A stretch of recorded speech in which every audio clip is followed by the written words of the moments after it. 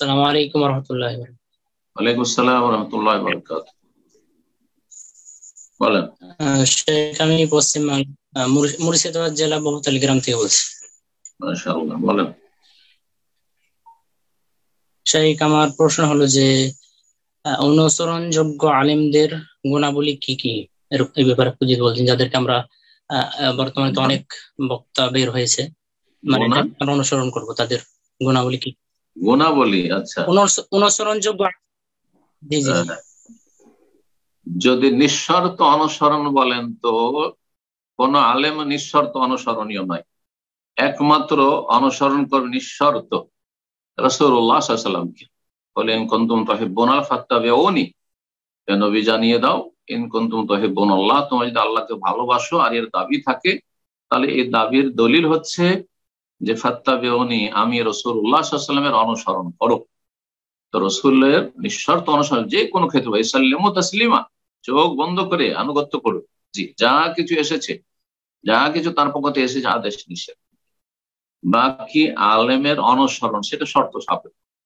কোরআন সুন্নাহর অনুসারে যতক্ষণ পর্যন্ত যোগ্য আলেম, প্রথম কথা আলেম আলেম হইতে হবে। আমাদের সমাজে যেমন প্রচলিত কথায় যেসব আলেম রয়েছে, মানে মাদ্রাসা পড়লে আলেম, অথবা ইসলামের কিছু খেদমত করছে, আর তার চাইতে বেশি খুব গরম গরম বক্তব্য করতে পারছে, তাহলে বড় আলেম, এগুলো কিন্তু মাপকাঠি নাই। মাপকাঠি হচ্ছে যে কোরআন সুন্নাহর যথেষ্ট জ্ঞান রয়েছে, আর তারপরে কোরআন সুন্নাহ অনুযায়ী যথাসাধ্য আমলের চেষ্টা করে। এই ক্ষেত্রে স্পষ্ট কোনো ত্রুটি, কোরআন সুন্নাহ বিরোধী তার মধ্যে দেখা যায় না। আকীদা মানহাজে কোনো রকমের বিভ্রান্তি নেই, অথবা দুনিয়াকে প্রাধান্য দিতে যায় না।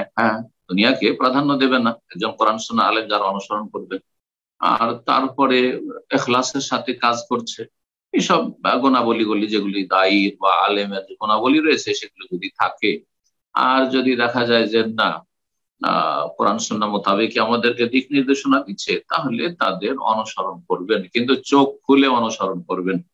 যেমন আপনার বাবা হোক অথবা বড় কোনো আলেম হোক, আপনার সামনে হাঁটছে, হাঁটতে গিয়ে যদি কোনো গর্তে পা দিয়ে দেয়, সাপের ওপর পা দিয়ে দেয়, হোঁচট খেয়ে পড়ে যায়, তো আপনি কখনো তার অনুসরণে হোঁচট খেয়ে পড়ে যাবেন, বরং তাকে বাঁচাবার চেষ্টা করবেন যে তাকে পড়তে দেব না, তার ক্ষতি হতে দেব না। আর যদি নাও পারেন, সে হোঁচট খেয়ে পড়ে গেল অথবা তার ক্ষতি হয়ে গেল, তাকে সাপে দংশন করলো, কিন্তু আপনাকে যাতে সাপে দংশন না করে সেজন্য বাঁচার চেষ্টা করুন। ঠিক ওই রকমই যদি কোনো আলেম দেখছেন যে ভুল করছে, সেখানে তার অনুসরণ থেকে অবশ্যই ফিরে আসতে হবে, যেটা ফরজ। সেটা এখনকার আলেমরা হোক অথবা যারা মৃত দুনিয়া থেকে চলে গেছেন আইম্মায়ে কিরাম হোক, সবার ক্ষেত্রে সেই কথাটি প্রযোজ্য। জাযাকুমুল্লাহু খাইরান। আসসালামু আলাইকুম। ওয়ালাইকুম আসসালাম ওয়া রাহমাতুল্লাহি ওয়া বারাকাতুহু। রাতুল মেহেরপুর। মাশাআল্লাহ। আমার প্রশ্ন হচ্ছে শেখ, আমার অফিসে হচ্ছে 7 দিন অফিস, 7 দিন ছুটি। তো আমার যখন আমার অফিস থেকে আমার একটা ঢাকাতে বাসা আছে, তো বাসার দূরত্ব আপনার হচ্ছে 23 কিলোমিটার মতো, আর ঢাকা থেকে আমার বাড়ির দূরত্ব 300 কিলোমিটার। এখন আমার যে দিন ছুটি হয় ওই দিন আমি হচ্ছে বাসা হয়ে তারপরে বাড়ি যাই। এখন আমার কি ওই বাসায়, মানে অফিস থেকে বাসায় আসার পরে কি আমি তো ওখানে যেহেতু দাঁড়াবো না, তো ওখানে কি কসর করবো না? যেহেতু আমার ওটা একটা বাসা, সেখানে কি আমি পুরা নামাজ পড়বো? অফিস ঢাকার ভিতরেই না বাইরে? জি জি, ঢাকার ভিতরে। আর বাসাও ঢাকার ভিতরে? জি জি, ঢাকার বাসা ঢাকার ভিতরে। হ্যাঁ, একই শহরে হইলে যতই দূরত্ব হোক না কেন কসর চলবে না। একটি মাসলা ভালো করে জানেন।